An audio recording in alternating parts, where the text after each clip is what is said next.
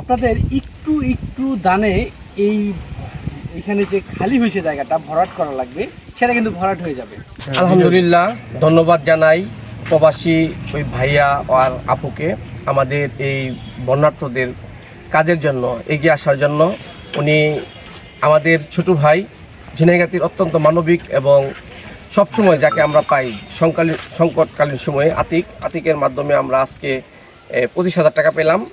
ভাইয়ার জন্য দোয়া করি, পাশাপাশি আপনিও ভাইয়া দোয়া করবেন, আপু দোয়া করবেন আমাদের জন্য, যাতে খুব সহজেই আল্লাহ তাআলা আপনাদের মাধ্যমে আমাদের এই কাজ সফল হয়, এই প্রত্যাশাই করছি। আসসালামু আলাইকুম, আমি আতিকুর রহমান খান। আমি সবসময় চেষ্টা করি ঝিনাইগাতি উপজেলাকে তুলে ধরার জন্য। আজ এখানে আসছি হচ্ছে আমাদের দুবাই প্রবাসী রেজিয়া আপা আর হচ্ছে রাজু মামা।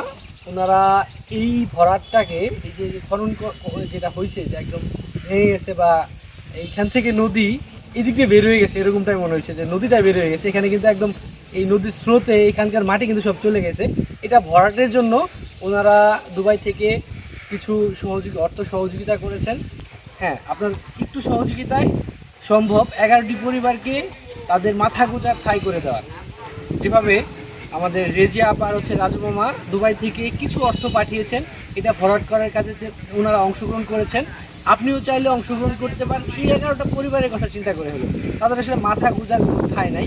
তারা যেন একটু বাসায় থাকতে পারে, তাদের সন্তানদের পড়াশোনা নষ্ট হচ্ছে, তাদের থাকা খাওয়া সব কিছু কিন্তু একদম অনিশ্চিত একটা ভবিষ্যতের মধ্যে পড়ে গেছে। যেটি আমাদের এই এলাকার যে যারা আছেন, মনির ভাই, সাংবাদিক মনির ভাই, তারপর হচ্ছে জলিল ভাই থেকে শুরু করে আরও যারা আছে, সকল স্বেচ্ছাসেবীরা এবং কি এলাকাবাসী সবাই চেষ্টা করছে এটা ভরাট করে তাদের জন্য একটা মাথা গোঁজার স্থায়ী হয়। তো সেভাবেই মানুষ বিভিন্ন জায়গা থেকে টাকা পাঠাচ্ছে। আপনিও টাকা পাঠিয়ে সহযোগিতা করতে পারেন, অংশগ্রহণ করতে পারেন এই কাজে, এই মানবিক কাজে।